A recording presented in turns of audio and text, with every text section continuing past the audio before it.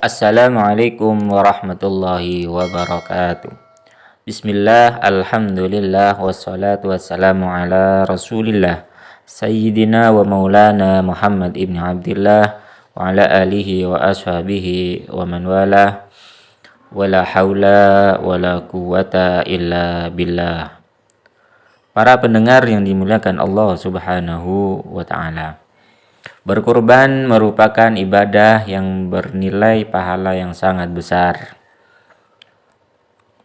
Berkurban hanya dilakukan waktu tertentu, yaitu di waktu bulan Dzulhijjah, di saat hari raya Idul Adha. Sangat banyak manfaat berkorban. Di samping nilai sedekah, juga nanti hewan yang kita kurbankan akan menjadi saksi dan menjadi kendaraan kita di akhirat. Maka dari itu Islam mengajari umatnya untuk beribadah dengan cara mengeluarkan sedikit harta dengan berkorban. Berkorban ketentuannya yaitu menggunakan hewan yang halal dimakan dagingnya. Misalnya unta. Ketika mampu untuk membeli unta, maka unta bisa jadi hewan kurban. Atau kalau tidak ada unta, sapi karena hewan yang halal dagingnya, maka bisa dijadikan hewan kurban. Atau kambing juga bisa dijadikan hewan kurban. Atau kalau tidak ada, misalnya daerah tersebut adanya kerbau juga halal dan boleh untuk dijadikan kurban. Bahkan salah satu sahabat Nabi berpendapat, misalnya sapi tidak mampu, kambing tidak mampu, apalagi unta tidak mampu untuk mengeluarkan sebagian hartanya, maka boleh dengan menggunakan ayam dengan niat berkurban. Namun nilai di sisi Allah juga tidak sama. Tapi misalnya sudah tidak ada lagi, kemampuannya hanya ayam, maka ayam boleh untuk dijadikan hewan kurban. Bahkan kalau ayam pun tidak mampu, sapi tidak mampu, kerbau tidak mampu, kambing tidak mampu, apalagi unta dan ayam pun tidak mampu, manusia juga bisa dijadikan kurban sebagai pengganti dari semuanya.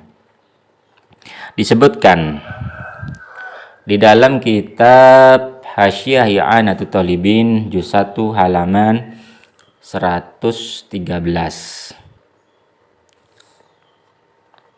Manusia juga bisa dijadikan kurban di saat hari raya Idul Kurban. Dikatakan di dalam Hasyiah I'anatul Thalibin, merupakan kitab Syafi'iyah yang juga sering dibaca di pesantren. Disebutkan di kitab tersebut, fa innaza ma'kulun ala ma'kulatin fawulidat waladan ala suratil adami fa innahu tahirun ma'kul wal falau hafadul Qur'an wa amila khatiban wa shalla bina Idul Adha jaza ayyudhiya bihi ba'da dhalik.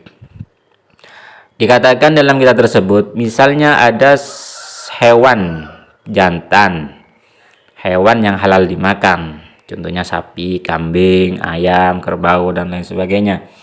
Hewan jantan berhubungan dengan hewan yang halal dagingnya, hewan betina. Hewan jantan berhubungan dengan hewan betina, namun anaknya menyerupai seperti fisiknya manusia. Misalnya ada hewan jantan berhubungan dengan hewan betina. Kemudian lahirlah anak tapi wujud fisiknya seperti manusia. Walaupun anak yang berwujud manusia tadi itu hafal Al-Qur'an, walaupun dia sebagai khotib salat Idul Adha misalnya, walaupun juga sebagai imam daripada salat Idul Adha, tapi karena keturunan hewan yang boleh dimakan, maka manusia tersebut boleh dijadikan hewan kurban. Jadi manusia asal keturunannya orang tuanya itu hewan yang bisa dimakan, maka boleh dijadikan hewan kurban. Walaupun hafal Al-Quran, walaupun dia khotib, walaupun dia imam daripada sholat Idul Adha, maka boleh dijadikan hewan kurban. Juga dikatakan wasyamila kalamuhu al-mutawalladu bil qalbi wal adami fa in kana ala suratil qalbi fanajasa wa in kana ala surati adamin fatahirun inda ramli wa najasun ma'fuun in anhu inda Ibni Hajar fa yusalli walau imaman wa yadkhulul masajid wa yukhalidun nas wala yanjasahum bilumsi ma'a rutubah Hasyiah Al-Bajuri. Juga dikatakan dalam Hasyiah Al-Bajuri halaman 104 berkomentar antara anak daripada hewan daripada anak anjing. Misalnya ada anjing kemudian dan seseorang